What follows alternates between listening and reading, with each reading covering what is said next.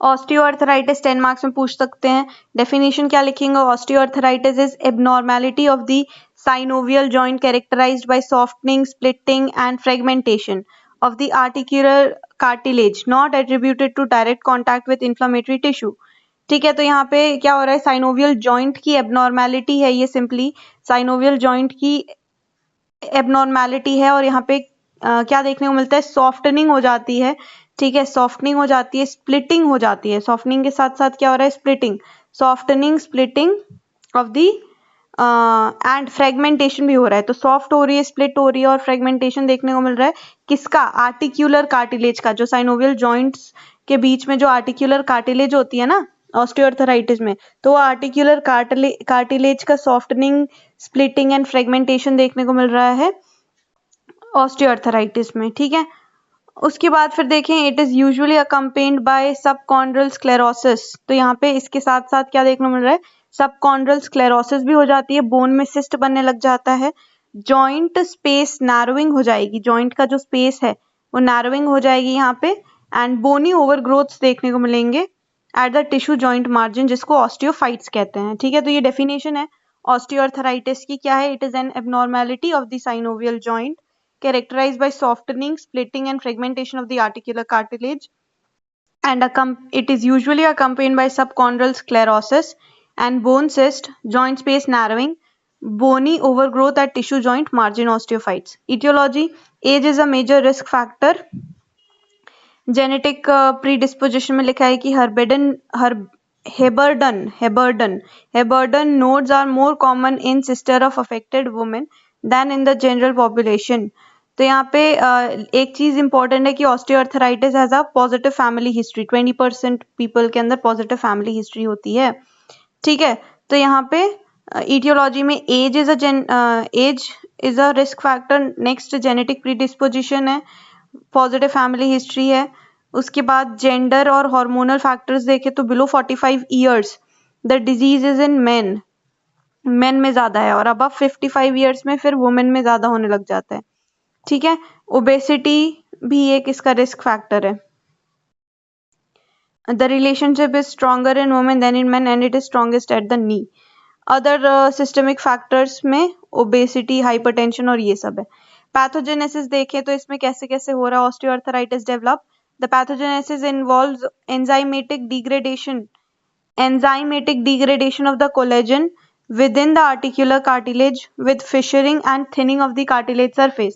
तो यहाँ पे एंजाइमेटिक डिग्रेडेशन होने लग जाता है आर्टिकुलर कार्टिलेज का, और आर्टिकुलर कार्टिलेज जो है वहाँ पे फिशर्स देखने को मिलेगा, थिन पतला सा हो जाएगा वो।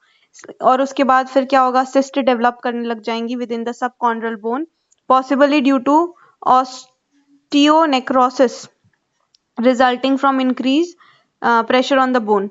At the joint margin, new fibrocartilage grow and then ossifies, osteophytes बन जाते हैं। और joint का जो margin होता है यहाँ पे joint के margin पे नए नए fibrocartilages grow होके और फिर osteophytes बन जाते हैं joint के margin पे।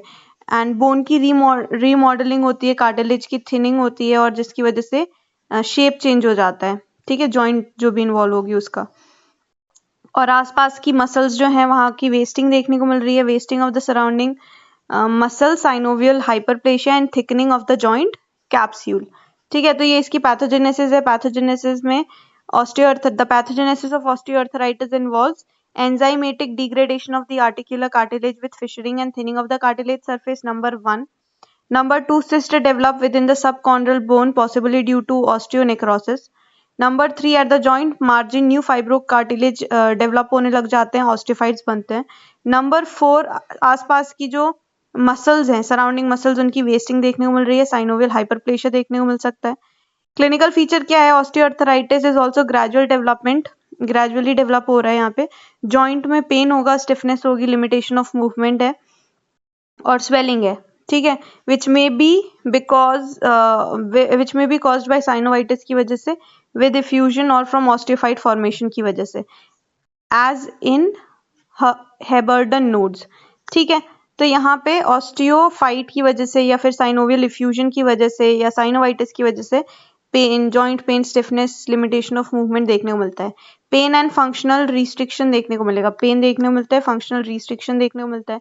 इंसीडियस ऑनसेट होता है ये धीरे धीरे ओवर मंथ और ईयर। पेन वर्स हो जाता है मूवमेंट से, रिलीव होता है रेस्ट से, ठीक है।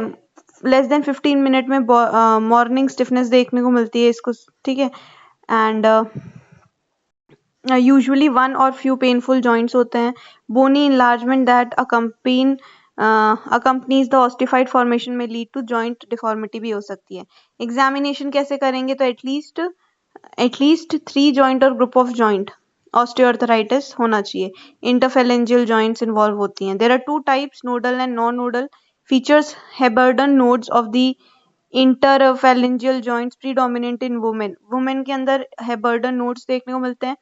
एंड इससे क्या पता चलता है कि स्ट्रॉन्ग फैमिलियर ट्रांसमिशन है। हैंड्स के अंदर क्या होगा, limitation of activity that require dressing, feeding, ये सारी वाली चीजें जो है ना वो लिमिट एक्टिविटी लिमिट हो जाएगी। हिप डिजीज के अंदर first sign is usually pain, then restriction of internal rotation में दिक्कत होती है। नी के अंदर क्या होता है, टीबियोफिमोरल आर्थराइटिस इज यूजुअली बायलेटरल। अब नी वाला जो पेन होता है वो यूजुअली बायलेटरल होता है, अर्ली मॉर्निंग स्टिफनेस के साथ होगा। And pain on the weight bearing particularly climbing stair में, ठीक है। और नाइट पेन जो है is a sign of severe disease. Elderly patient के अंदर नी इफ्यूजन देखने को मिल सकता है, क्रेपिटस देखने को मिल सकता है। Severe osteoarthritis of the knee joint lead to valgus deformity भी देखने को मिल सकती है जॉइंट्स के अंदर। नेक्स्ट इन्वेस्टिगेशन, प्लेन एक्सरे करवाएंगे और MRI भी करवा सकते हैं अगर ज्यादा दिक्कत आ रही है तो, नर्व रूट इन्वॉल्वमेंट है तो। मैनेजमेंट में pharmacological management, analgesics, anti inflammatory drugs हैं। और नॉन फार्मेकोलॉजिकल के अंदर weight reduction, physiotherapy, occupational therapy और एड्स देंगे हम उसको। पटेला टैपिंग स्टिक प्रोवाइड करेंगे। सर्जरी में आर्थ्रोप्लास्टी करना पड़ सकता है हमें हिप और नी डिजीज में। ये हो गया हमारा ऑस्टियो आर्थराइटिस।